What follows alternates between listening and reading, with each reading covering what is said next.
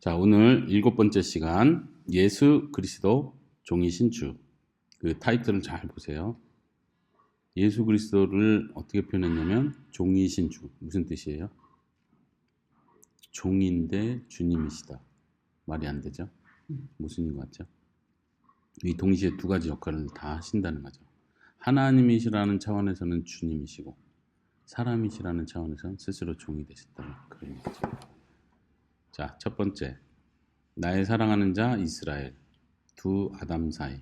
나의 사랑하는 자 이스라엘, 이게 따옴표가 있는데 이스라엘이니까 이스라엘 민족을 가리키는 것 같지만 결국은 이스라엘의 대표가 되는 예수님 혹은 모든 민족의 대표가 되는 아담을 표현하는 표현이라고 생각하면 돼요. 제가 읽어보겠습니다. 율법 행위 언약과 은혜의 언약을 구분하는 것은 율법 언약, 은혜 언약. 율법은 행위 언약 혹은 율법 언약은 이거 하면 복을 준다. 이런 개념이 조건적으로 가는 거고, 은혜 언약은 하나님 먼저 주시는 거고 그 다음에 행해라 라고 요구하시는 거. 이 차이예요. 그것을 구분하는 것은 율법 명령이 있느냐 없느냐는 것이 아니다. 모든 언약에는 명령이 있다. 명령 순종을 요구한다 이런 표현했죠. 은혜 언약에서도 은혜로 주지만 순종을 요구하는 거죠. 명령이 반드시 있는 거예요. 율법 언약은 개인의 완벽한 순종을 조건으로 복을 약속하는 것이고, 이해되죠? 은혜 언약은 그리스도의 인격과 사역에 기초하여 언약의 복을 누리게 되는 것이다. 그러나 명령은 있다는 거죠. 우리는 그리스도께서 율법을 온전히 성취하셨기 때문에 영원한 복을 유업으로 받는다. 율법 언약은 혹은 시내산 언약, 모세 언약은 처음부터 구원의 수단으로 주어진 것이 아니다. 행위 언약과 은혜 언약은 두 개의 다른 구원 방법을 말하지 않는다. 이 말 이해돼요? 두 개의 다른 구원 방법을 말하지 않는다. 보통 많은 사람들이 오해하는 것 중에 하나는 뭐냐면 구약에 뭐뭐 하면 생명을 얻는다, 뭐뭐 하면 살 것이다, 뭐뭐 하면 복을 준다 이렇게 할 때 이거는 행위 언약이고 조건으로 가는 거니까 하나님께서 구원을 얻기 위해서 이런 방법을 줬는데 사람들이 못 지키니까 새로운 방법, 너는 안 돼, 이거 은혜로 줄 거야 하고 구원의 다른 방법으로서 은혜 언약을 제시했다는 거죠. 그러니까 처음에는 너가 하면은 생명을 줄 거야, 순종하면 법을 다 지키면 구원을 줄 거야 했는데 그걸 실패하니까 구원의 방법을 바꿔서 이제는 은혜로 구원시키겠어 이렇게 했다는 거예요. 그러니까 많은 사람들이 이걸 구원의 다른 방법이라고 해서 두 가지 방법이라고 생각하는 거예요. 하나는 포기됐고 실패됐고 하나는 지금 유지되고. 어떻게 생각해요? 그리고 표정이 지금 그거 맞는 거 아니에요? 이런 표정인데 말해보세요. 네, 정신 차리세요. 계속해서 모세 언약은 은혜 언약을 섬긴다. 모세 언약은 율법 언약을 말하는 거겠죠. 모세 언약은 사람들을 그리스도께로 인도하는 역할을 한다. 그런 의미에서 한 가지 구원을 계속 얘기한다는 거예요. 여보 읽으세요. 구약의 이스라엘이 받은 약속은 영생이 아니라 이 땅에서의 일시적인 복이었다. 이스라엘은 새로운 아담으로서 안성을 기대하는 유의 조치 아래서 그 땅을 차지해야 했다.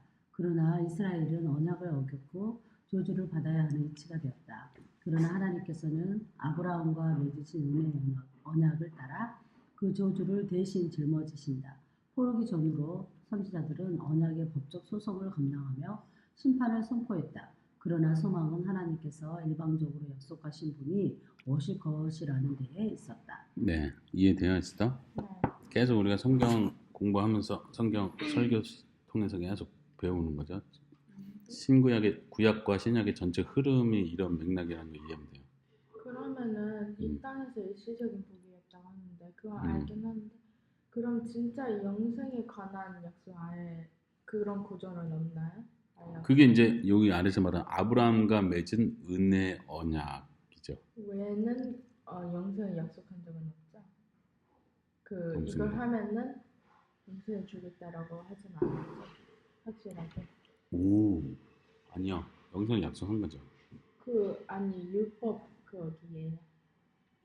그러니까 율법이 영생까지를 바라보게 하는 거죠. 그러니까 이 율법을 설명하는 이유는 아까 위에서 말한 것처럼 모세 언약과 은혜 언약을 섬긴다는 표현이 이거는 이 땅에서만 관련된 거고 이거 다 지킨다고 천국에서 영생 얻는 건 아니야. 이런 의미는 아니에요. 다 지키면은 영생까지 이어지는 거죠.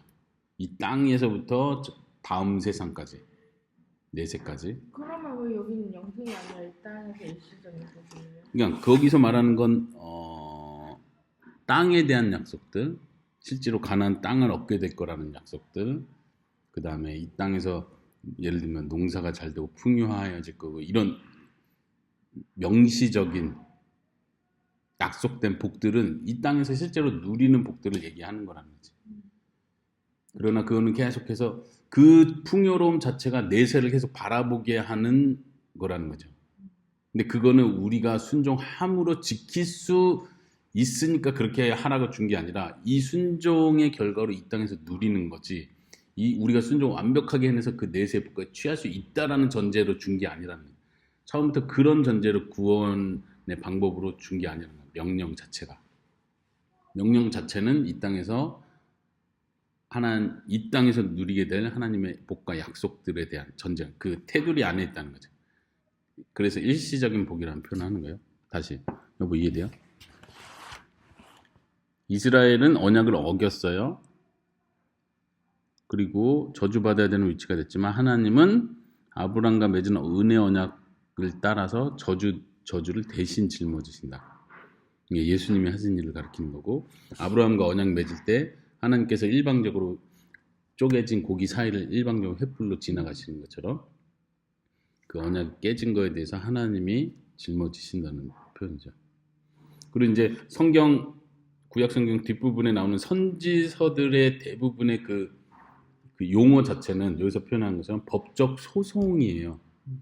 그러니까 회개하라, 돌아와라, 왜 너네가 이런 나쁜 짓을 하느냐, 이런 게 그냥 책망 개념이 아니고 소송이라는 거예요. 하나님이 재판관이 되시고 너희가 지금 이런 죄를 졌다. 그럼 너희는 저주를 받아야 마땅한 거다. 모세 율법을 봐라. 너네 이걸 다 깬 상태다. 어떻게 할 거냐. 계속 이게 선지자들의 외침이 소송이라는 개념이에요. 그렇게 하면은 이제 희망은 없는 거죠. 더 이상 이스라엘 백성 입장에서는 기대할 수 있는 소망이 아무것도 없는 거예요. 왜냐하면 철저하게 다 언약을 깼으니까. 마지막 문제에서 그러나 소망은 하나님께서 일방적으로 약속하신 분이 오실 것이라는 데 있다. 소망은 그 메시아가 언약을 완벽하게 성취할 메시아가 오는 데 있다는 거죠. 근데 이스라엘 백성들이 다 언약을 깼는데 그 한 분이 오신다고 왜 이게 해결돼요? 왜냐하면 여기서 제목에서 표현한 것처럼 예수님은 이스라엘의 대표자로 오는 거예요. 그 개념이 이제 성경 신약 안에서 계속 나오는데, 예를 들면 예수님을 구약 성경에 보면 이스라엘을 가리켜서 하나님께서 나의 장자라는 표현을 쓰거든. 이스라엘은 나의 장자다 하는데 예수님이 장자로서 오시는 거예요. 그래서 하나님의 아들이 되는 거예요. 그리고 예를 들면 광야에서 40일간 금식하신 거, 이런 것도 이스라엘의 40년 광야 생활을 연상시키는 거고, 40년 광야 생활에서 시험에 다 실패한 건데 예수님 그 광야 생활에서 40일 금식 이후에 광야 시험을 통과하는 것 자체가 이스라엘 실패한 걸 통과하신 이스라엘 개념으로 상징적으로 보여주는 거예요. 의도적으로. 특히 이제 마태복음에서도 분명하게 나오는 게 뭐냐면 예수님이 이집트로 피난을 갔었잖아요. 헤롯 왕이 죽이려고 하니까 피난 갔다가 다시 돌아올 때 마태는 성경 구절을 인용하면서 뭐라고 표현하죠? 성경 구절 구약을 인용하면서 내 아들을 이집트에서 불러내었다. 이스라엘을 이집트에서 불러냈다 이렇게 표현하네요. 그 구절을 마태가 일부러 인용을 해요. 예수님은 그냥 피난 갔다 온 것뿐인데 마태는 구약 성경 그 이스라엘이 이집트에서 탈출한 그걸 생각하면서 내 아들을 이집트에서 불러내었다 하는 걸 성취하기 위해서다 이렇게 표현을 해요. 그러니까 예수님이 정확하게 이스라엘의 대표자라는 걸 보여주는 거죠, 성경적으로. 네, 마지막 에스더가 거기 예레미야 31장 읽어보세요. 예레미야 31장의 새 언약의 약속 속에서 하나님은 일방적으로 그들의 죄를 용서하시고 다시는 기억하지 않겠다고 하신다. 새 언약은 단지 낙원을 다시 얻는 것이 아니라 그것을 완성한다. 어떻게 그것을 가능하게 하시는가? 바로 메시아 곧 영원한 언약의 주와 종으로 오시는 분으로 말미암아 가능해진다. 성경에 나타난 언약은 고대 근동의 국제적 조약의 형식을 띠고 있다. 네. 이제 예레미야 선지자의 예언처럼 새 언약을 통해서 하나님 모든 걸 회복할 것이다. 그런데 거기서 표현하는 것처럼요. 낙원을 그냥 다시 에덴 동산, 낙원을 말하는 에덴 동산을 다시 들어갈 수 있게 되는 개념이 아니고 이게 완성의 상태가 되는 에덴 동산 자체가 완성의 상태가 되는 거. 모든 것, 온 만물이 회복되는 그 완성을 말하는 거예요. 그게 어떻게 가능하냐면 주와 종으로 오신 예수님, 메시아를 통해서 가능해진다. 이제 주와 종에 대한 개념은 그 뒤에서 배울 거예요. 이제 예수님의 신성과 인성 이 개념을 배울 거고 마지막 문장에 성경에 나타난 언약은 고대 근동의 국제적 조약의 형식을 띠고 있다. 이건 몇 번 얘기했었죠. 그 여기 보면 영주 조약 혹은 영주와 가신과의 관계 혹은 큰 왕, 대왕과 봉신왕과의 관계 이런 일방적인 언약 개념을 얘기하는 거예요. 하나님은 아브라함하고 조건을 상의해가지고 너 이렇게 하면 이렇게 할래? 내가 이 정도 줄 테니까 너 이런 조건 할 수 있겠어? 이렇게 상의해서 계약을 맺는 게 아니라 하나님이 일방적으로 너 고향 떠나라. 그러면 내가 너에게 복을 주겠다. 아브라함이 잠깐만요. 이렇게 하는 게 아니야. 그냥 하나님이 조약을 내리면 그거에 순종할지 안 할지를 아브라함은 결정해야 돼. 그리고 안 하면은 하나님과의 관계가 끊어지면서 처벌이 되는 거죠. 순종하면 왕의 그 일방적 언약의 근거로 순종하는 자는 복을 무조건 받는 거야. 이거는 순종하는 거에 대한 합당한 자격이 아니라 왕이 자비가 많아서 너가 나에게 충성하면 내가 이 땅을 너에게 줄 거야. 널 여기 이 지역의 왕으로 내가 세울 거야. 이거는 왕의 자비지 이 사람이 얻을 자격이 있다는 걸 말하는 건 아니지. 왜냐면 왕은 이 땅을 지배했을 때 이 거기에 존재하는 모든 지도자를 다 죽일 수 있는 권한이 있는 거예요. 다 죽여야 마땅한 건데 살려주는 것도 은혜고 살려준 그 사람에게 왕의 자를 주는 것도 은혜거든. 이 개념으로 가는 거예요. 자, 메시아에 대해서 A, B, C, D, E 이 5가지로 지금 간략하게 설명하는데요. 먼저 A 읽어보겠습니다. 메시아. 신실한 아담과 참된 이스라엘. 예수님이 그렇다는 거예요. 첫 번째 아담이 아닌 예수님은 진짜 아담, 신실한 아담. 아담이 무슨 뜻이지? 인간의 뜻. 아담이 무슨 뜻이에요? 이름 뜻? 흙이란 뜻이에요? 네, 비슷한데 아담은 사람이라는 뜻이에요. 사람. 사람 흙으로. 네, 그러니까 그래서 이제 어떤 학자들은 하나님이 아담을 만들었다 이 말이 진짜 한 사람을 만들었다는 뜻이 아니라 인류를 만들었다는 걸 그렇게 표현한 거다. 이렇게 하려고 하는 거예요. 해석을. 그럴싸한 게 이제 이 단어 자체가 사람이라는 뜻이니까. 어디 단어의 사람이라는 뜻이에요? 아담이라는 단어. 창세기 1장에 아담을 창조하셨다. 그게 어느 나라? 히브리어지. 네, 계속해서 다시. 그래서 예수님은 메시아는 아담과 이스라엘이 대표자로서의 실패한 그 역할을 감당한다. 메시아는 아담과 이스라엘이 대표자였는데 실패했어요. 아담도 한 사람으로서 대표였고 이스라엘도 모든 다른 민족의 대표자로서의 이스라엘이. 왜냐하면 아브라함에게 약속하기를 너가 복의 근원이 될 것이다. 너를 말미암아 모든 민족이 복을 얻을 것이다. 이랬잖아. 그냥 아담과 처음 맺은 언약이 이스라엘을 위한 복이 아니었던가.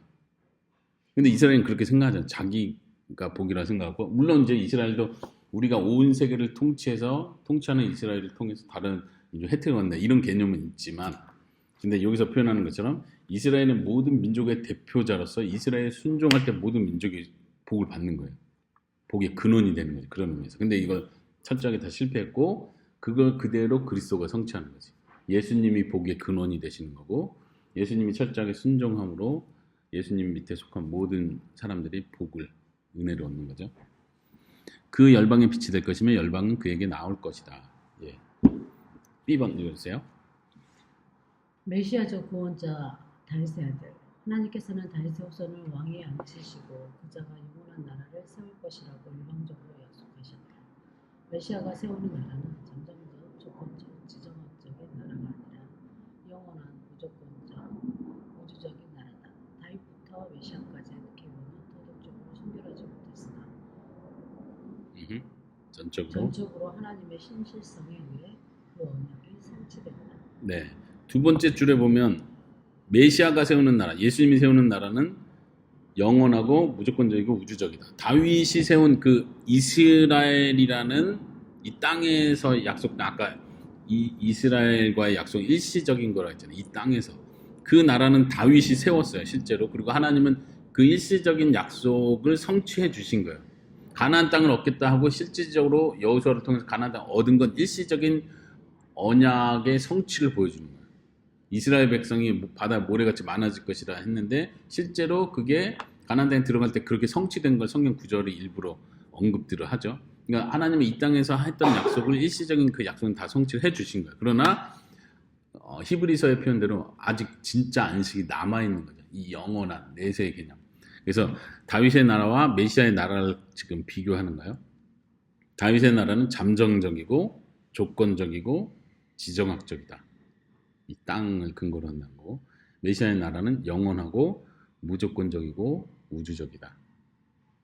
그런 차이가 있고, 마지막은 그 족보, 다윗부터 메시아까지의 계보는 도덕적으로 순결하지 못했죠. 네, 여러 뭐 기생도 나오고 이방인도 나오고 불륜 관계에서 태어난 아이를 통해서 그 계보가 이어지는데, 그래서 사람이 우리가 순수 혈통을 지켜냈기 때문에 거룩하신 메시아가 나오셨다 이렇게 말할 수 없다는, 그냥 여기서 말하는 하나님의 신실에 의한 그 약속과 은혜 때문에 메시아가 보내진 거지, 사람들이 메시아를 지켜내기 위해서 순수하게 도덕적으로 영적으로 하나님 앞에 경건을 지켜냈기 때문에 그 메시아를 탄생시킨 게 아니에요. 그런 의미에서 우리가 자꾸 마리아를, 처녀 마리아를 믿음이 제일 좋고 제일 순수했고 제일 그래도 그 당시에 제일 경건한 사람이니까 메시아를 보내지 않겠냐 이렇게 자꾸 전제를 하려고 하잖아요. 성경 어쨌든 그건 언급하지 않으니까. 그럴 수도 있고 아닐 수도 있는데 저기 문 좀 닫아주세요. 그런 의미에서 여기서 표현하는 대로 메시아의 계보 자체가, 족보 자체가 처음부터 순수한 혈통이 아니었다는 걸 생각할 때 마리아가 100% 순수해야 된다는 건 아무 중요성이 없는 거예요. 근데 천주교는 일부러 마리아는 원죄가 없다 이렇게까지 표현하고, 끝까지 결혼하지 않았고 끝까지 순수하게 나중에 신격화됐다 이렇게 표현하거든. 그래서 성 마리아예요. 성이란 표현이 신격화됐다는 표현이에요. 신의 수준까지 올라왔다. 성 베드로, 성 어거스틴, 이게 다 지금 신격화된 카톨릭의 개념이에요. 네, 10번 에스더가 메시아는 내가 여기 있나이다 라는 말씀으로 하나님의 권위의 말씀의 언약의 종으로서 대답하신다. 인자는 자주 인간을 지시하는 표현이지만 특히 다니엘서를 통해 구름을 타고 오시는 실적인 인물로 인식된다. 인자는 이스라엘을 구원할 왕이실 뿐만 아니라 온 세상을 정복하고 모든 민족을 심판하실 왕 중의 왕이시다.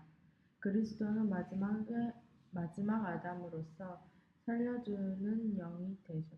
네, 지금 인자라는 표현과 마지막 아담이라는 표현인데, 마지막 아담이라는 단어 자체는 고린도전서 15장에 나오는 단어 그대로 쓰는 거예요. 그러니까 처음 아담은 에덴 동산에서 창조된 그 아담이고, 마지막 아담이 예수님이라는 거예요. 진짜 아담. 그리고 인자라는 표현은 이제 예수님 실제로 복음서에서 인자가 온 것은 뭐 이렇게 표현하잖아요. 한자 그대로 사람의 아들 이런 뜻이에요. 예수님도 헬라어로 사람의 아들 이런 표현을 그냥 당연히 사람의 아들이 뭐 강아지의 아들인가?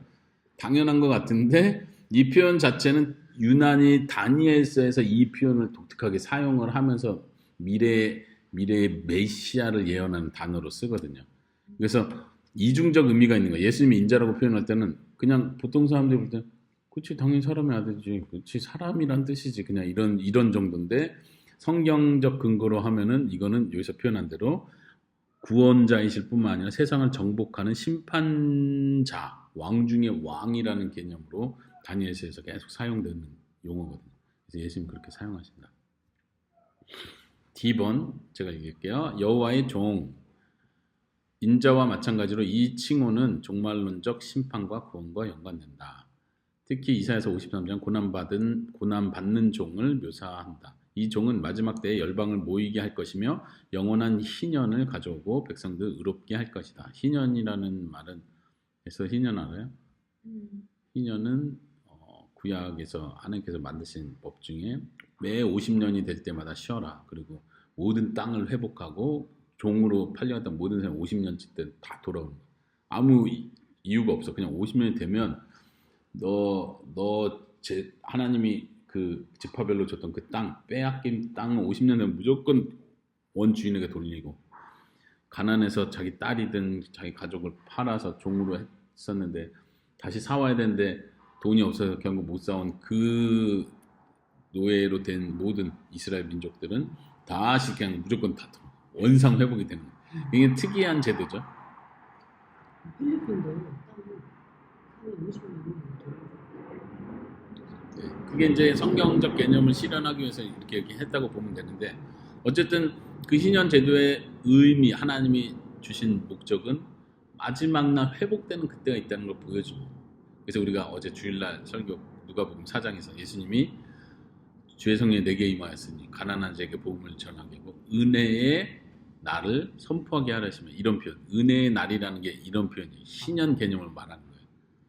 그러니까 희년이라 한자로 희가 무슨 희자예요? 선의할 때 희자예요? 기쁠 희자. 기쁠 희자. 예. 기쁨의 날, 맞아요. 기쁨의 해 이런 뜻이에요. 희년. 그래서 영어로는 주빌리 이렇게 많이 표현하죠. 그게 기쁨이란 단어예요. 그러니까 왜 기쁨이냐면 다 모든 게 회복되는 거예요. 그러니까 메시아가 오시고 이 땅이 회복되는 그때를 바라보게 하려고 이 제도를 하나님 주신 거지. 자, 근데 이제 여기서 중요한 건 종이라는 개념이에요. 특별히 이사야서 53장은 그가 찔림은 우리의 허물을 인하며 그가 상함은 우리의 죄악을 인함이라. 근데 이스라엘 사람들이 계속 예수님을 실제로 메시아로 못 받아들인 이유 중에 하나가, 아니 메시아가 최고의 힘세고 통치하고 전쟁에 능한 왕중 왕으로 와야 되는데, 심판자로 와야 되는데 이게 무슨 힘도 없고 때리면 맞고 설마 메시아가 십자가에 죽어, 그건 말도 안 되라고 생각했는데, 근데 이사야서는 분명하게 고난받는 종으로서의 메시아를 얘기한다는 거예요. 그러니까 이스라엘 백성들은 이게 이해가 안 되는 거예요. 심지어 예수님의 제자들도 3년간 예수님 따라다니면서도 예수님이 죽음에 대해서 예고를 하면 황당해서 이해가 안 되는 거예요. 특히 이제 요한복음에서 그런 부분들이 자세히 나오죠. 너는 마음에 염려하지 말라, 걱정하지 말라. 나는 가지만 다시 돌아올 것이다. 고아와 같이 내버려 두지 않는다. 걱정하지 말라. 계속 하는 이거, 제자들이 예수님이 떠난다는 개념 자체를 못 받아들이는 거예요. 근데 메시아는 종으로 오시고 고난을 받으시고 죽으실 거라는 거예요. 이게 분명히 예언됐고 예수님은 그 성취하시는 분으로 오셨다. 마지막 2번 여보가 읽어주세요. 하나님의 아들.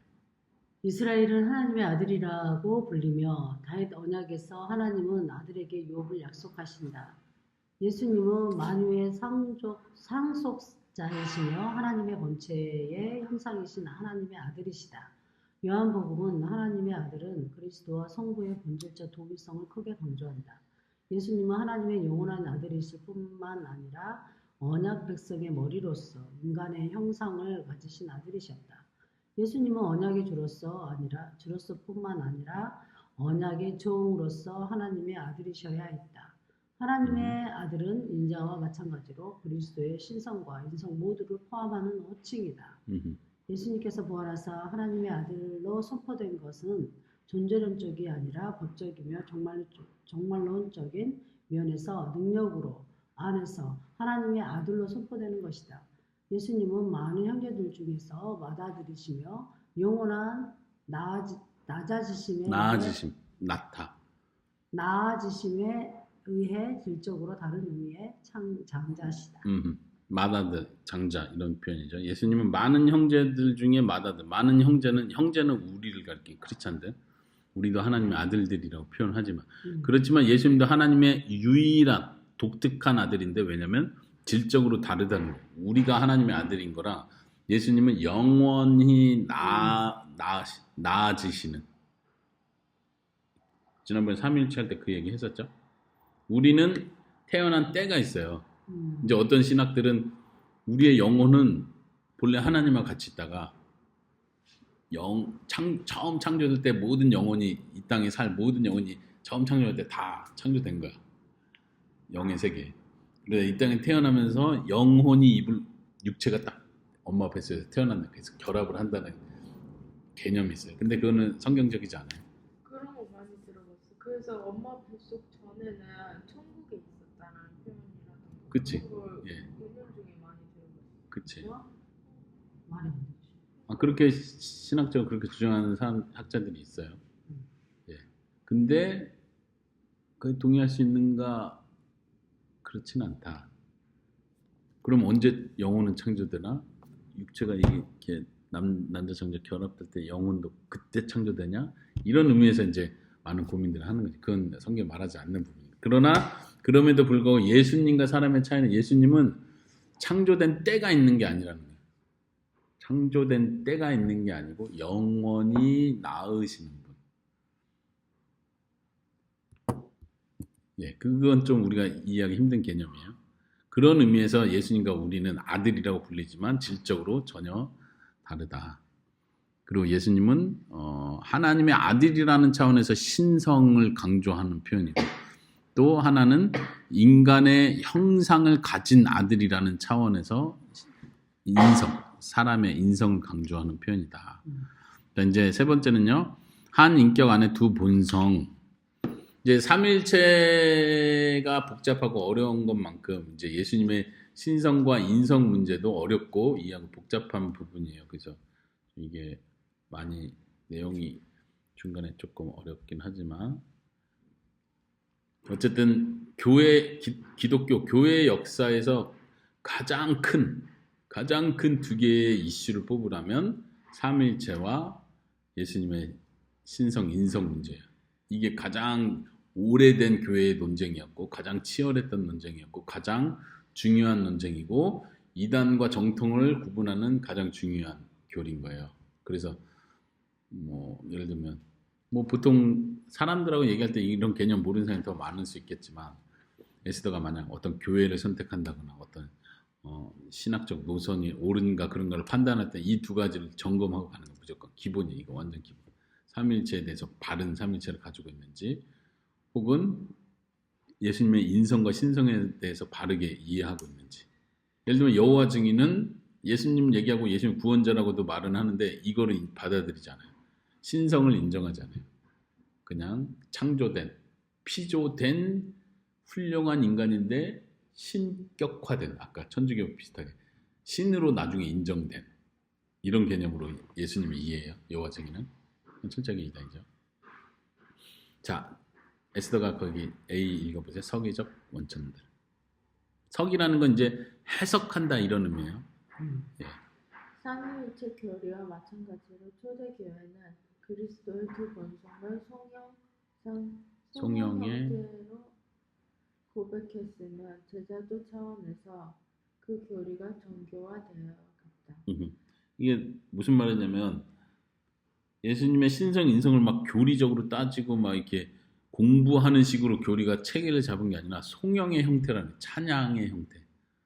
주는 우리 예를 들면 예수님 12제자들이 예수님을 찬양을 해. 근데 하나님을 향해 찬양하듯이 주는 그리스도시요 하나님의 아들이십니다. 이거 하나님처럼 찬양하기 시작했고 초대교회가 그렇게 찬양을 하면서 이제 생각해 보니까 그러면 우리가 여호와 하나님과 예수님을 동등하게 본다는 말인가? 우리가 하나님을 찬양하듯이 예수님을 똑같이 찬양하는데 이게 과연 맞는 건가? 이런 고민이 들겠죠. 이런 송영의 형태로 시작이 된 거고 제자도 차원에서 제자도라는 건 여기서 말하는 제자도라는 건 많이 나오는 표현이지만 실천적으로 그 뒤에 표현한 거죠. 내가 실제로 그 예수님께 내 생명을 바칠 것인가? 여호와 하나님께 내가 주님께 충성 맹세하겠습니다 한 것처럼 내가 예수님께 똑같이 충성 맹세해도 괜찮은 건가? 그럼 동등한 관계가 되버리는 거잖아요. 그러니까 예수님의 신성을 어디까지 인정하는가? 여기서부터 이런 두 본성에 대한 고민들이 시작됐다는 거예요. 그 아래도 에스더가 이거예요. 영혼은 아들이 인간을 창조하셨다. 음흠. 그분은 하나님이시면 동시에 인간이 한 인격이시다. 그분은 인성을 마리아에게서 받으셨지만 인간 아버지를 가지고 계시지 않기에 원죄에 물들이지 않으셨다.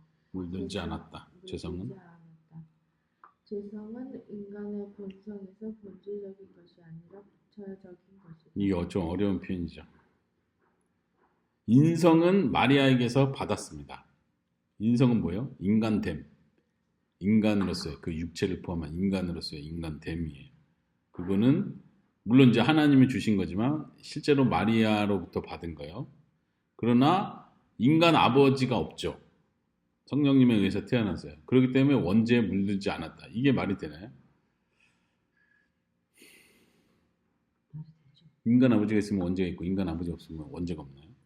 여자도 인간이고 죄가 있으니까. 그렇죠. 여자도 원죄가 있는 사람이잖아요.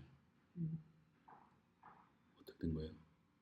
그렇게 생각하면 안 되고 네. 만약에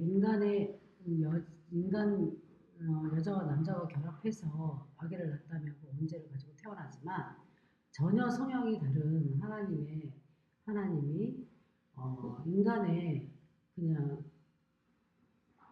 그 몸을 잠깐 이거 조심해야 돼요. 잠깐 빌리신 거지. 잠깐 빌린 거예요? 아, 그러니까 그래서 이게 되게 어려운 표현이에요. 인간으로 나셔야 되기 때문에.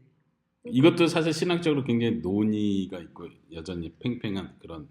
어제 우리 출애굽에서 왜 예수님은 아들이에요? 남자예요? 여자예요? 그런 물어봤어요. 남자죠. 그러니까 남자죠. 그거 은총을 챙겨 물었어요. 그리고 어제 신학적으로 조금 난해한 질문들을 어제도 질문을 받는 시간이었는데 질문을 해오시는 거 엄청 많아요. 그러니까.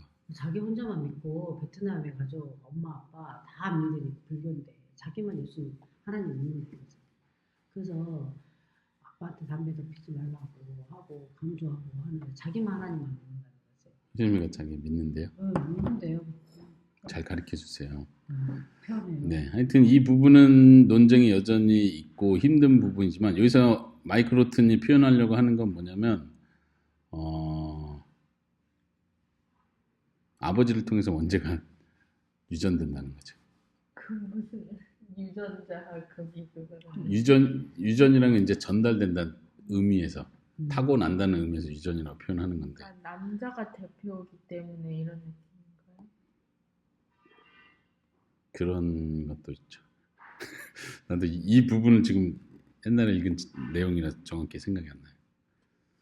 이거는 조금 어렵다. 언제 물들이지 않은 건 사실이라는 거 알고 그치? 있는데 어떻게 해냐가 문제인 거죠. 근데 이제 여기서 무슨 이슈가 있냐면 마리아가 깨끗하기 때문에 예수님도 깨끗하다고 보는 거예요.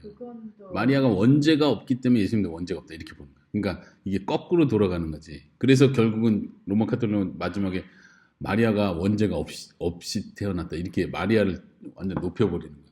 그래야 예수님도 깨끗하다고 보니까. 근데 이제 마이크 로튼 그게 아니다. 마리아와 상관없이 남자와 여보 편인데 남자 여자 결합이 아니고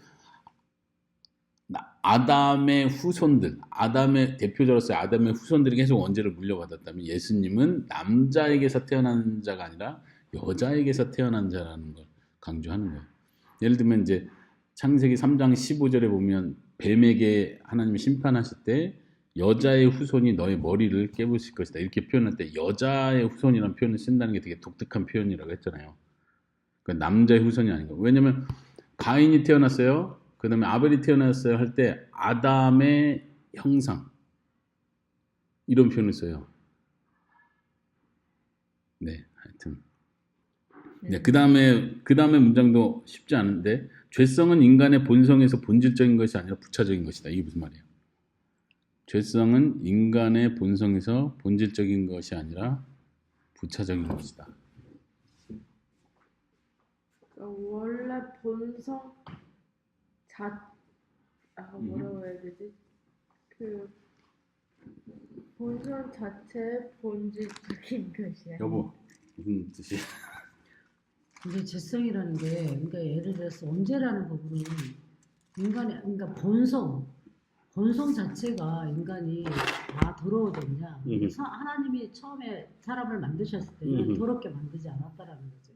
본성은 하나님의 성품을 따라, 형상을 따라, 하나님의 형상을 따라 만드셨기 때문에 본성이 더러운 게 아니라 네. 여기서 죄가 들어옴으로 인해서 오염이 되는 거잖아요. 그래서 여기 본성의 본질적인 것에서 더러워진 게 아니라 부차적으로 그러니까 나중에 들어왔다는 거죠. 그렇죠. 나중에 들어왔다는 의미에서 인간의 본성이 아니라는 말이에요. 그게 정확한데 우리 예전에 배웠던 내용 중에 뭐가 있었냐면 인간성이 악이 아니라 했잖아요. 인간성이 죄가 아니라고. 근데 우리는 자꾸 성경에서 육체를 죽이라 뭐 이런 표현 그런 거 하니까 아 육체는 악한 거구나. 인간적인 건 악한 거구나. 자꾸 인간적인 생각, 인간적인 욕심. 이 인간 자체를 우리가 죄악시 여기는 게 있단 말이에요. 이거에 대해서 다시 선을 긋는 거예요. 인간성이 죄성과 동일시되는 게 아니라는 거예요. 우리는 구원받는데 인간성을 뛰어넘기 위해서 구원받는 게 아니라 인간성을 회복하기 위해서 구원받는 거예요. 그러니까 진짜 구원받은 사람은 진짜 인간다운 사람인 거예요. 이 말을 우리가 기억해야 돼요. 많은 기독교 안에서 잘못된 세계관 안에서 인간적인 생각을 버리고 영적인 생각, 영의 세계 자꾸 이렇게 상승을 자꾸 얘기한다. 상승 얘기했었잖아요. 마이크 로튼이 하여튼 그거는 되게 처음부터 끝까지 강조하는 게 마이크 로튼 조직신학의 강조점이라고 보시면 돼요. 근데 이게 왜 중요하냐면 카톨릭 개념이거든요. 카톨릭이 계속 그 얘기를 하는 거예요.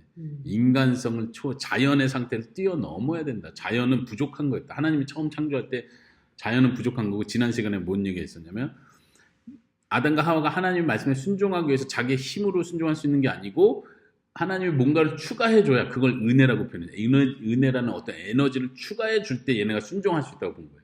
그러니까 인간성으로는 부족한 거예요. 아무것도 안 되는 거예요. 근데 우리 성경에서 말하는 기독교적 개념은 인간성을 회복하는 게 구원인 거예요. 진짜 인간다워진 거예요. 그런데 그 인간성에선 죄가 제거되는 거지. 죄성이 제거되는 거예요. 그래서 제가 옛날에 성경 개관에서 그런 표현 했잖아요. 천국에 갔을 때 우리의 모습은 정말 우리의 본래 모습, 지금 인간의 모습 그대로 가는데 죄만 빠진 거라고.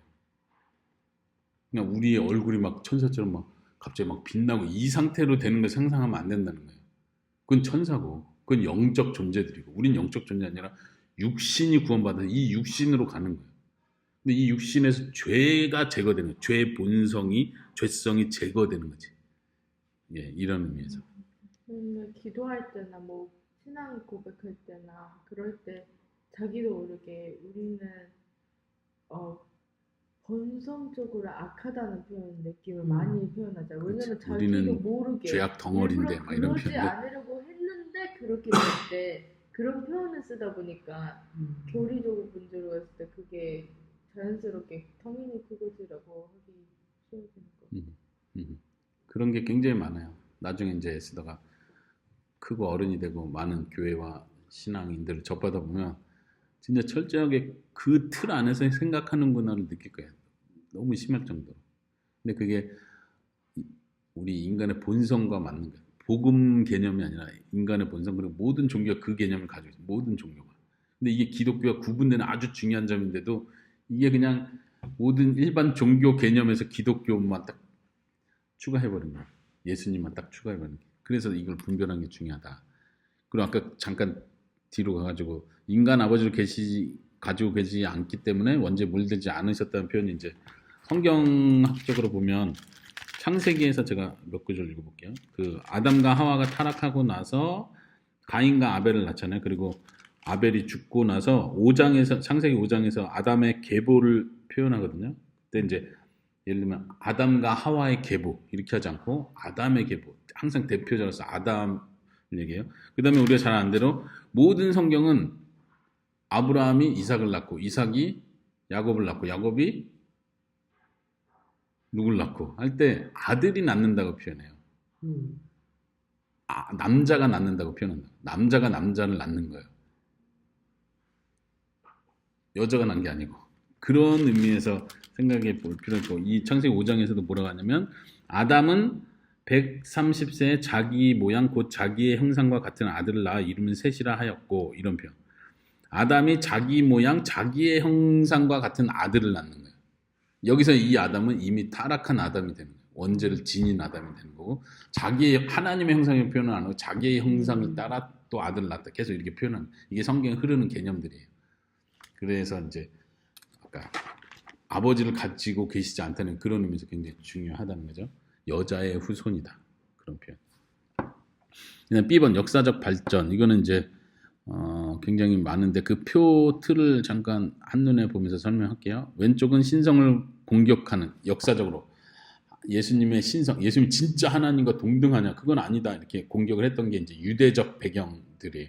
유대인들은 여호와만 하나님으로 섬기기 때문에 예수님이 신성이라고 하면 엄청 싫어하고 모독죄로 생각을 하고 그랬잖아요. 예수님도 실제로 내가 하나님 아들이다 하니까 바리새인들이 너가 하나님과 너를 동등하게 여겼냐? 아, 나 아들이라고 했을 뿐인데요. 이게 아니라 아들이란 표현 자체가 하나님과 동등하다는 표현이에요. 왜 그러지? 이게 되게 신기하죠. 예수님은 내가 하나님과 동등하다 해서 몰매를 맞는 게 아니라 난 하나님의 아들이다. 아들은 아버지가 하는 걸 다 알고 있다. 본다.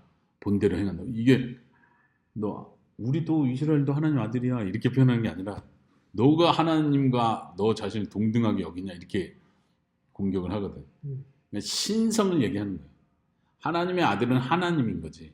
사람의 자식은 사람인 거지. 강아지의 자식은 강아지인 거고 이런 개념인 거예요. 자기가 하나님의 아들이라고 할 때는 자기가 하나님이라는 얘기를 하는 거지 하나님보다 아래에 있다 이런 개념으로 설명하는 건 아니라는 거지. 그러니까 이스라엘은 그걸 이해를 하니까 신성모독이라고 생각했던 거예요. 그 다음에 오른쪽은 인성을 공격하는 거예요. 그러니까 인성을 공격한다는 건 뭐냐면 헬레니즘 문화 배경이에요. 헬레니즘은 뭐냐면 우리 얘기 계속 해오는 것처럼 이원론적 개념, 플라톤 개념. 그래서 아니 예수님이 진짜 하늘에서 내려오신 하나님이라면 어떻게 더러운 죄의 몸을 입을 수 있냐 이렇게 보는 거예요. 말이 안 된다. 그러니까 오른쪽 먼저 보면 가현설은 뭐냐면 인간의 몸을 가진 것처럼 보였을 뿐 실제로 아까 여보가 말 조심해야 되는 게 인간의 옷을 입으셨다 이런 표현 조심해야 되는 거예요. 그냥 진짜로 인간이 된 게 아니고 그냥 모양만 그렇게 보이게 사람처럼 보이게 예수님 오셨다는 거예요. 그리고 제자들은 그 사람처럼 보인 예수님을 봤다는 거고 실제로 이제 인간의 옷을 벗고 예수님 올라가셨다는 거예요. 이제 나중에는 예수님에 대한 전설을 그렇게 이해를 하는 거지. 왜냐면 그게 헬레니즘 철학이거든. 그 개념이거든. 그것과 맞거든. 그래서 한쪽에서는 신성을 공격하는 그 에비온파, 양자론, 종속론, 아리오스주의, 반아리오스주의, 유티케스주의, 단성론 뭐 이런 게 다 이쪽에 속하고 반대쪽은 가연설, 아폴라나리우스주의, 네스토리오스주의, 단위론. 이거는 다 읽어보진 않겠어요. 예수는 신적 의지만. 예. 그래서 우리가 삼위일체 이해할 때도 큰 틀에서 어디? 아니 그냥. 삼위일체 이해할 때도 큰 틀에서 이해하는 게 하나님은 세 분이다. 삼신론 이거 조심해야 되고 반대쪽 극단에서는 하나님 한 분이다. 근데 한 분인데 이렇게 아들로도 나타나고 성령으로도 나타날 뿐이다. 이렇게 하는 양쪽 극단이 있는 거예요. 이 삼신론은 그냥 세 개의 신이 있을 뿐이지 그냥 서로 마음이 잘 맞고 서로 조화가 잘 되니까 그냥 하나라고 부를 뿐이다. 이렇게 이해하면 양쪽 극단에 오해하는 거죠. 예수님에 대해서도 이 양쪽 극단이 있는 거예요. 하나는 신성을 공격해서 그냥 사람인데 나중에 신격화된 거다. 이렇게 보는 거예요. 아들로 입양된 거다. 여기서 표현하는 거죠. 그리고 혹은 아버지 아래에 있는 종속되신 분이다. 자꾸 이런 식으로 표현하는 거예요.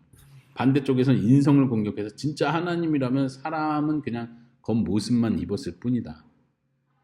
예. 그 빨간색 여보가 읽어주세요.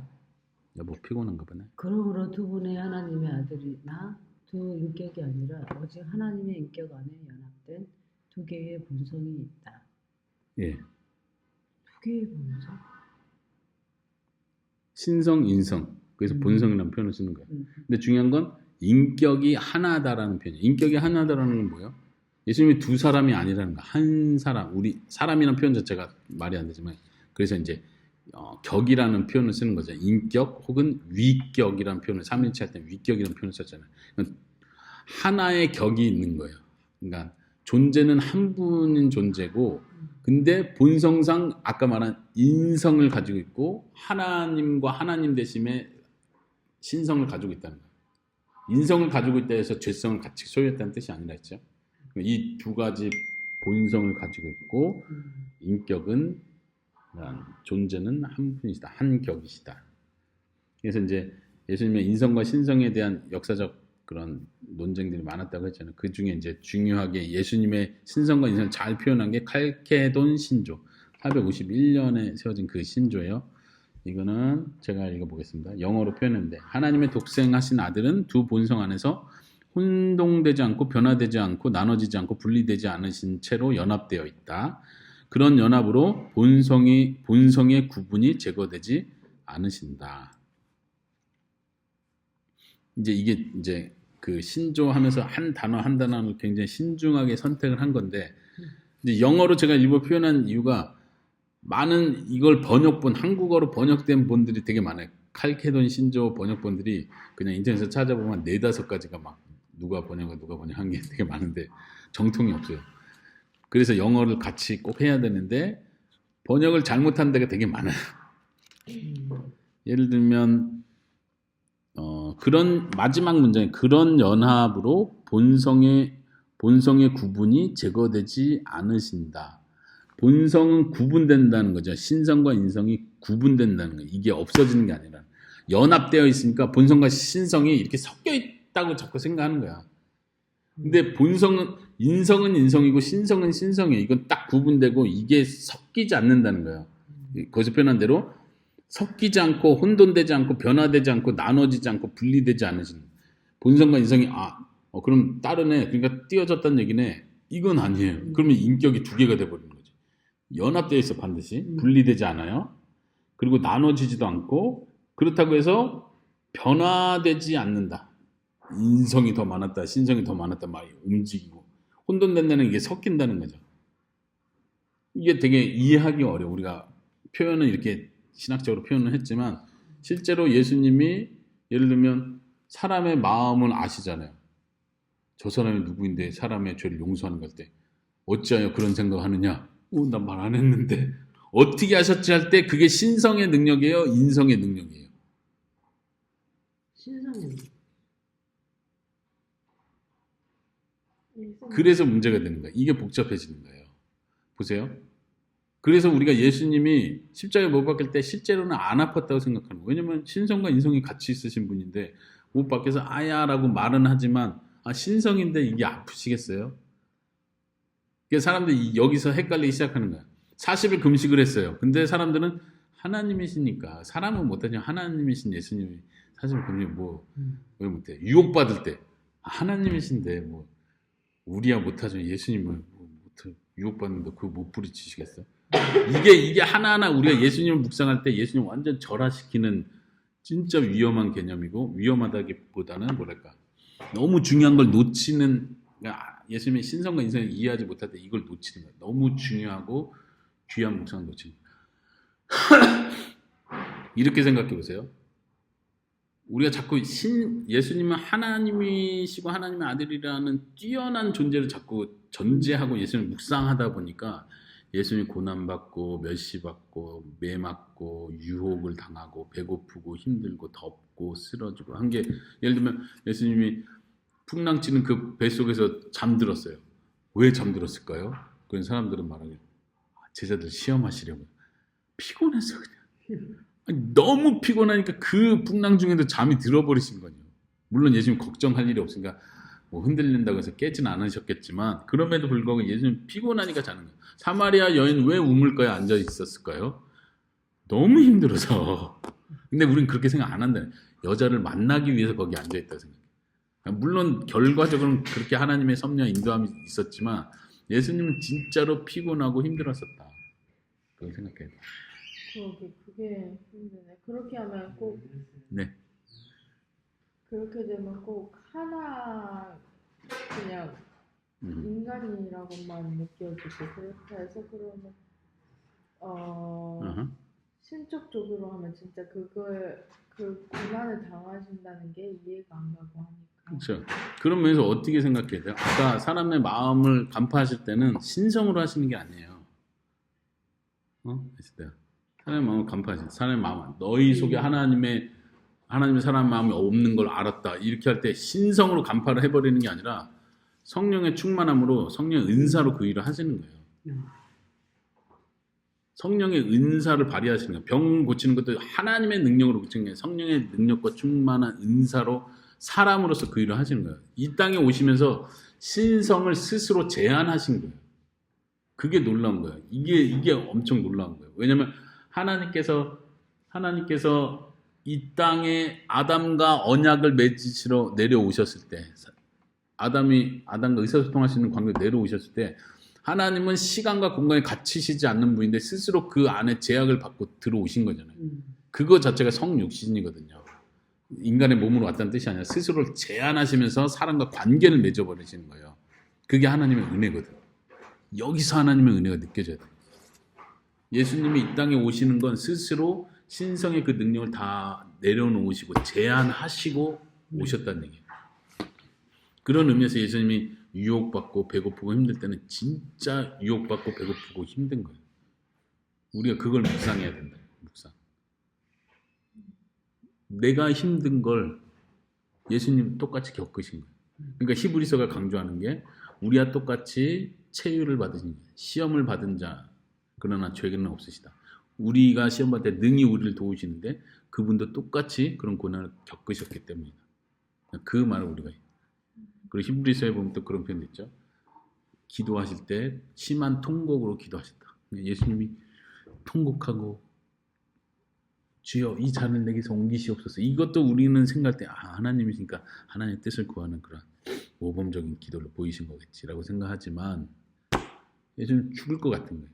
근데 이제 우리가 오해하는 게 뭐냐면 아니 죄가 없으신 분인데 죽을 것 같아서 그렇게 힘들어하고 그러면 그 죄 아니에요?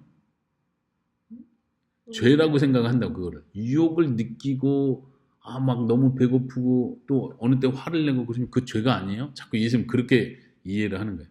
그러니까 그게 아니고 예수님이 보여주시려고 나사로가 죽었을 때 진짜로 슬프신 건 아닌데 진짜 슬픈 건 아닌데 예수님이 나사로 얼마나 사는지 사람들이 보여주시려고 그렇게 그런 슬픈 것처럼 눈물을 흘리신 거지 진짜로 슬픈 건 아니다. 왜냐면 진짜로 슬프다면 그건 죄라고 생각하는 거예요. 이게 무슨 개념이면 아까 앞에서 말한 것처럼 본성이 악하다는 개념을 가지고 있는 거예요. 인간성이 악하다는 전제를 갖고 있는 거예요. 인간적으로 우는 게 죄하고 연결된다고 생각하는 거예요. 인간적이라서 배고프고 힘들고 지치고 아니 지금 제자들이 노 젓고 있는데 같이 노를 주셔야지 제자 노전들 피곤한데 누우시면 그거 죄 아니에요? 그러니까 자꾸 이걸 포장을 해서 시험하시려고 일부러 누워 계시 이렇게 자꾸 오해 만들어버린다. 설교자들이 이걸 구분 안 하면 신학이 틀이 안 되면 설교하면서도 엉뚱한 진짜 이상한 교리를 가르쳐버리는 거예요. 자기도 모르게. 아니요. 예수님 철저하게 인간이셨어요. 그러니까 그래서 100% 인간이라는 표현이 그거예요. 진짜 피곤하고 우리가 하루 종일 일하면 너무 피곤해서 죽을 것 같잖아요. 똑같은 거예요. 예수님. 걸어다니면서 얼마나 피곤해서 쓰러지고 힘들고 지치고 제자리 도와주고 먹을 거 주고 하니까 그 힘으로 버텨내시고 또 성경에 보면 예수님이 시장하셨다 이런 표현도 있잖아요. 마지막 고난의 길을 가시기 전에 그런 표현들. 이 예수님을 잘 이해하면 그렇다고 해서 그러니까 신성은 저기 쭉 떨어져 있고 인성만 남아 계셨구나 이렇게 이해하면 안 돼요. 이건 절대 떨어질 수 없다. 분리되지 않고 그렇다고 해서 분리되지 않는다고 해서 이게 섞이는 건 아니다. 신성과 인성이 왔다 갔다 하면서 사역하지 않았다는 얘기예요. 그러면 솔직히 그때는 인성 중심으로 활동 가신 거잖아요. 피곤하고 힘들고 하셨으니까. 스스로가 그 능력을 신성을 제한하는 그쵸. 거고 스스로 하신 거죠. 인간으로서 그래서 빌립보서에 보면 종의 형체를 가지사 하나님과 동등됨을 취할 것으로 여기지 아니하시고 자신을 비워라고 할 때 그게 이제 신학적으로 되게 중요한 표현인데 비운다고 해서 신성을 포기했다는 얘기는 아니에요. 스스로 제한했다는 의미에서 비워라는 개념이죠. 그것도 이단들이 굉장히 많이 나오는 구절이에요. 그것도 좀 오늘 처음 듣는 개념인 게 그 약간 병자를 고치거나 했을 때 그게 예수님이 신성을 사용하신 게 아니라 성령님의 은혜를 은사. 은사를 사용했다는 게 되게 이색적이고 처음 접하는 것 네. 그건 좀 신학적 논란이 있을 수도 있는데. 같아요. 근데 이제 그런 이게 지금 신조가 말하는 게 그거예요. 병을 혼돈되거나 고치고 혼돈되거나 섞이지 않는다는 게 그런 의미예요. 그리고 예를 들면 예수님 변화산 사건, 그때는 신성이에요, 인성이에요? 신성이. 그게 신성이에요. 예수님이 유일하게 드러내는 신성이 그거예요. 변화산 사건. 그거는 예수님이 인성을 잠깐 내려놓으시고 그 세 명의 제자들에게만 예수님이 그 하나님 되심 잠깐 보여주시는 거예요. 제자들이 기겁해버리잖아요. 만약 이건 제 생각이 아까 병자 고친다. 만약 제가 어제 설교할 때 그런 표현 비슷하게 했는데 나사렛 예수여 저를 고쳐주소서 하고 그래 내가 신성으로 바뀌어서 고쳐주겠다 했다고 생각해보세요. 죽어요. 이 사람은. 죽는 거예요. 그걸 이해해야 돼요. 제 생각이에요. 그거는. 이제 우리 신앙생활 하면서 자 일단 더 넘어가겠습니다. 마지막까지 하고 갑시다. 벨기에 신앙 고백서. 실질적인 사람이 되기 위해 육체에 대해 인간적인 본성을 취하셨을 뿐 아니라 참된 인간의 육체를 취하셨다. 예, 맞죠? 케노시스, 비우다. 아까 빌립보서 얘기했었죠. 비우셨다는 그 개념 되게 중요한데 성육신 할 때 신성을 비우셨다는 주장 잘못됐다고 했죠. 그러나 성자는 신성이 아닌 특권을 비우신 것이다. 이렇게 이해하면 되겠어요. 신성을 비웠다고 하면 그러니까 인성으로만 왔다 이렇게 가버리면 안 된다는 거예요.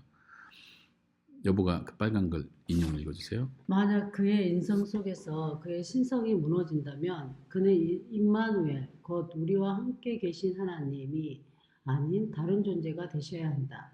만약 그의 신성 속에서 그의 인성이 무너진다면 그는 우리와 함께 계신 하나님이 되실 수 없다. 이해돼요? 그 강조 두꺼운 것이 있죠. 마이크로튼의 표현인데 저는 마이크로튼이 진짜 잘 표현한 것 같아요. 신성과 인성이 함께 있어야 하나님이죠. 신성이 있어야 하나님인데 만약 인성이 약화가 되면 우리와 진짜로 함께한 건 아니라는 거예요. 가현설적으로 그냥 환상적으로 우리에게 오셨을 뿐이지 진짜로 우리와 함께한 건 아니라는 거죠. 그래서 온전한 사람이셨다. 자 넘어가겠습니다. 그리스도의 삼중직 선지자, 제사장, 왕. 네, 이거는 빨리 넘어가 볼까요? 에스더가.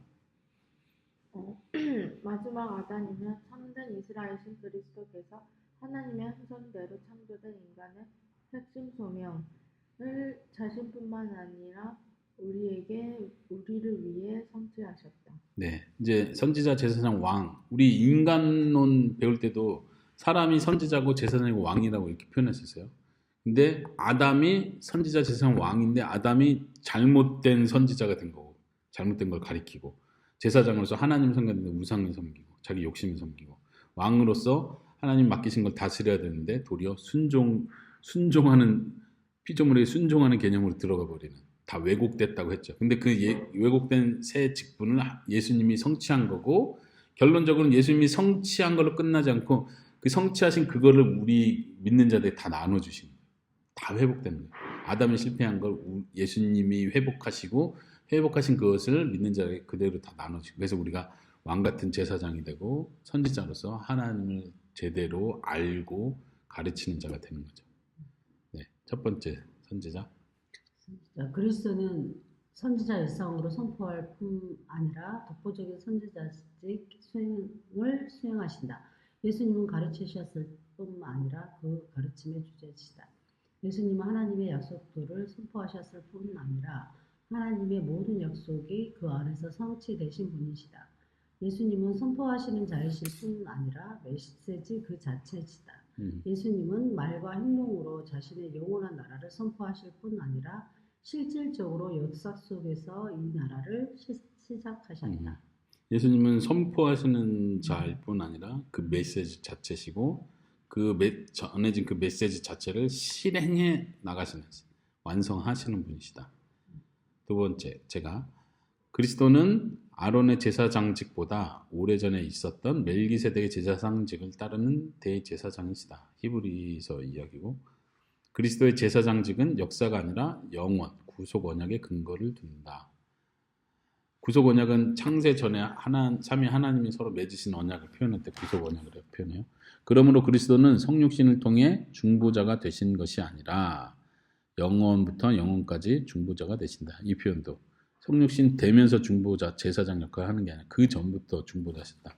그분은 행위 언약의 종으로 오셨으며 아버지께서 하라고 주신 일을 온전히 이루셨다. 마지막에 있어. 그리스도는 다윗의 아들인자 하나님의 아들로서 우주적 나라를 세우는 언약의 신실한 종이시며 왕이시다. 영광의 왕은 바로 강하고 능한 전쟁이 능한 여호와시다. 그리스도는 죄와 사망을 통치하신다. 네, 왕으로서의 그리스도. 그리고 또 왕이란 개념은 단지 다스린다는 개념이 아니라 고대 근동에는 왕은 무조건 전쟁에 제일 앞에 나서 싸우는 자가 왕인 거예요. 그러니까 이스라엘 백성들 우리에게도 왕을 주소서라고 할 때 뭐라고 표현하냐면 다른 나라와 같이라고 하면서 전쟁에서 우리 앞서 싸울 사람이 필요하다 이런 표현을 쓰거든요. 그러니까 왕은 싸우는 제일 강한 자가 왕이 되는 거예요. 왕 개념이에요. 그런 의미에서 전쟁에 능하신 여호와. 이스라엘을 위하여 싸우시는 분. 이렇게 하나님께서 내가 너희를 위하여 싸운다 할 때 내가 왕이라는 표현을 하는 거예요. 예. 그리고 실제로 그리스도는 죄와 사망을 통치하시고 정복하셨다. 네, 오늘 여기까지 하겠습니다. 질문 없고 느낀 점 여보. 평상시에 하나님의 인성과 신성이 우리가 100% 사람, 100% 하나님이라고 가르치긴 했는데 예수님의 사역 속에서 병 고치시고 또 막 무리를 걸으시고 막 하는 것들이 우리 인성을 가지고서는 힘든 거잖아요. 그래서 나는 동시에 나온다고 생각했거든요. 우리 안에 인성과 신성을 동시에 어느 때는 인성을 배고프시고 인성이 나타나시는 거고 무리를 걸으실 때는 신성이 나타나는 거라고. 그러게 무리를 걸을 때는 신성인가요? 라고 생각했기 때문에 인성과 신성이 동시에 있다고 생각을 했거든요. 동시에 있는 건 가지고 계신 건 사실이지만 아까 말한 대로 신성을 비우셨다라고 표현했잖아요. 특권을 포기하셨다 스스로. 그러니까 이것도 다 조금 논란이 있겠지만 사람마다 그래도 인정해야 될 것은 만약에 신성을 가지고 계셨다면 진짜 고통을나 아니면 배고픔을 느끼지 않았다는 것도 사실이기 때문에 확실히 그냥 어렸을 때는 그런 의미에서 섞이지 않았다는 표현이 중요한 거예요. 섞이지 않았다. 예를 들면 무리를 걸었다. 아까 제가 변화산 사건은 신성이라는 단호하게 얘기를 했죠. 그럼 무리를 걸은 건 어떠냐? 이것도 그냥 단지 성령의 은사냐? 할 때 무리를 걷는 은사는 좀 말이 안 되잖아요. 그런 의미에서 신성을 보여준다고 하는 게 맞을 수도 있을 것 같아요.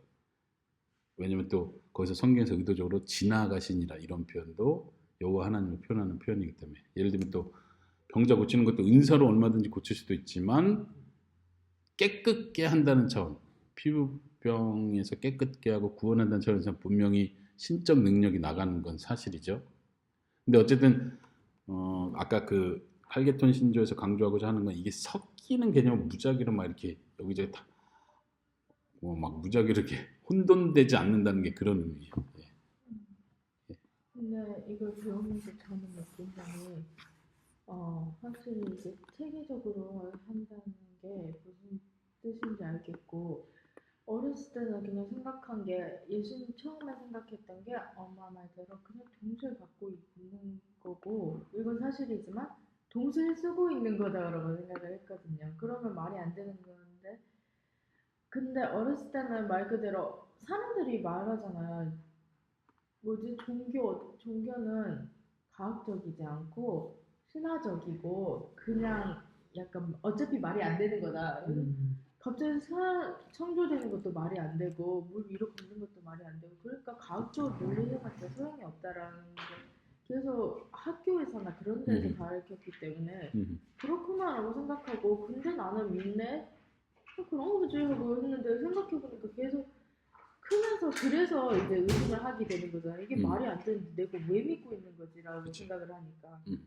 그러면서 창조론을 배우고 하는데 이걸 보면서 교리라는 게 논리적으로 그냥 신화적으로 우리 이거 믿는 거야가 아니라 뭘 믿는 건지 이게 왜 말이 되는 건지를 배워가는 거고 나중에 알게 된 게 진리 그 자체가 예수님이시고 그 하나님 자체가 진리라는 걸 알게 된 이후로 그러니까 완벽한 논리 상태라는 걸 알기 때문에 이제 그런 쪽으로 요즘에 안 하는데 그렇게 되면은 우리가 이걸 논리적으로 최소한의 이해는 할 수 있어야 된다 생각하고 그러니까 이걸 배우는 거지만 진짜 그런 면에서 생각 안 했던 부분 생각하는 것 같아요. 예를 들어서 어렸을 때 아까도 말했지만 두 개 다 갖고 싶다. 아니면 예수님이 그냥 신성도 있는데 자기한테만 안 쓰고 남한테 이제 병세 고칠 때만 신성만 쓰나 보지. 이런 그냥 막연하게 생각했던 게